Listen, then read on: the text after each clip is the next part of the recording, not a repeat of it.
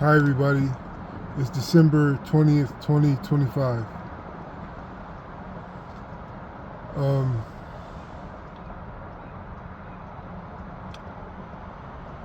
Things fitting together can be completely satisfactory or can be completely satisfying sometimes when when concepts merge together and they form a thesis about life. And when you start collecting these maybe that's how you say it, or when you start collecting these conclusions and concepts that come together from things fitting together from different parts of your experience in your life, you start collecting these truths, these personal scriptures. You start to wonder, like, what does it all mean? Because you may have a lot of life figured out, but as you collect these truths in these epic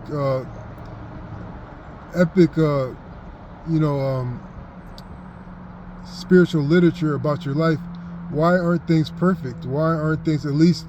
Why aren't you at least happy most of the time?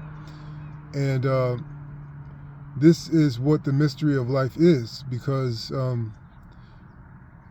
you could look into yourself and see that no, you're not ungrateful. You are grateful for what you have, but it's just the flow of life never gives us time, it seems, to be happy, no matter how much we know, no matter how much inner work we've done, no matter how great our relationships are. The flow of life doesn't allow for us to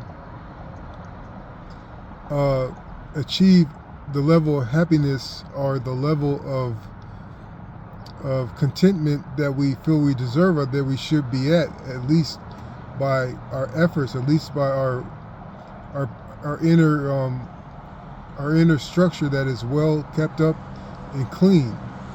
So you start to wonder where the answers are, or if there is an answer, or if everything that you thought you knew was a fallacy. And the only conclusion I could say to that is time, the nature of time, it keeps on renewing you. It keeps on renewing you inwardly. It renews you in your mind and your spirit.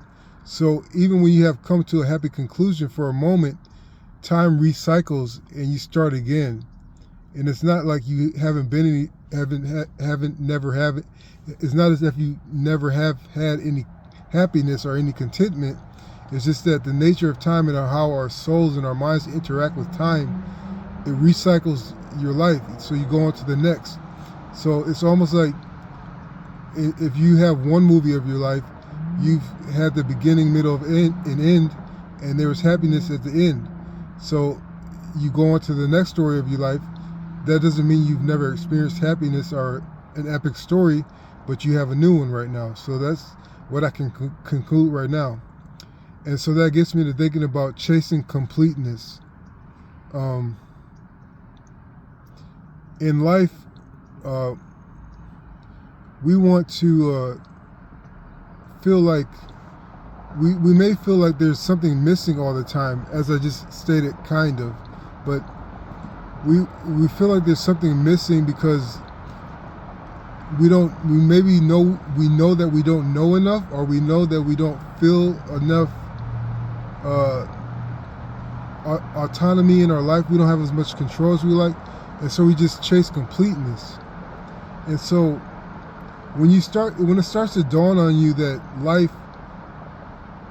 the life before you is a vast ocean that you have to cross, and you have no markers or no waypoints to guide you, and you feel like there's a great vast emptiness in your conceptualization of your life, the first step when this dawns on you is to maybe just start to create. And I know I said that before, but when you create something, you bring something into the world that's from you.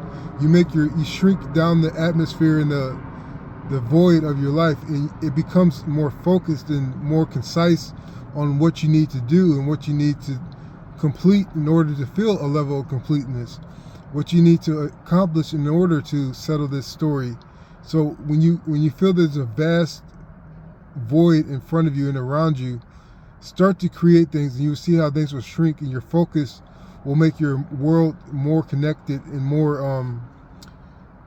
adjustable and more tactile. And so another aspect of chasing completeness is that it is true that when they say you can't truly ever love someone until you love yourself, and jumping off from that point on is when you're looking for completeness. If you are chasing things that are outside of you, you are going to see just how far things could go while you're feeling lonely, while you're feeling unfulfilled, while you're feeling empty. If you're chasing things inside of you, they're going to run it from you at incredible speed if you're not ready, and if that's not your lesson. And you're going to see all this area, this spiritual area, this inner area that you ran through, and there was nothing there, and you were chasing something that doesn't want you and doesn't want to be in your life. You're going to feel an increased level of incompleteness in your life and in your experience. So, and it's easy to say you have to learn how to love yourself. You have to love yourself in order to love somebody else. That's an easy thing to say, but in order to love yourself, from what I gleaned through my life, for women it's easier to find a way to love yourself because that's just the nature of it, is how it is. But for men, if you want to learn how to love yourself, you have to start doing things. You have to start doing things on your own. You have to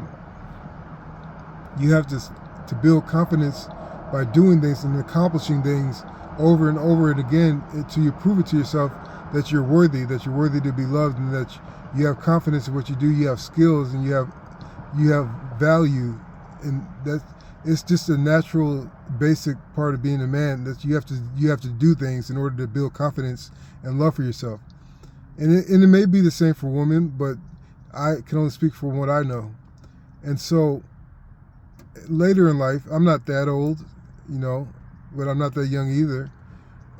Later in life, I have learned that after everything you do, after you learn to love yourself, after you learn to do things in order to build yourself up internally, after you stop chasing people and start doing what you need to do for yourself, after you start creating things and bringing things in this world, you are still going to feel a slight level of incompleteness, of being incomplete. And this gets me to believing, because many of the situations are stories that I've been through before, that I've started and ended. I think to feel complete while living your life and going through life, God has to do that. God has to give you that last piece, and it's going to be a deus ex machina. It's going to come out of nowhere. It's going to be a universal key to unlocking yourself and feeling complete, but you won't see it coming because it was created just uniquely for your own life story by God. It's going to be a deus ex machina that's going to tie everything together and pull your life into a place of being complete. But that's the nature of this life. It's the mystery of this life. We won't feel complete until we go into the next plane. So I hope this helps. Thanks.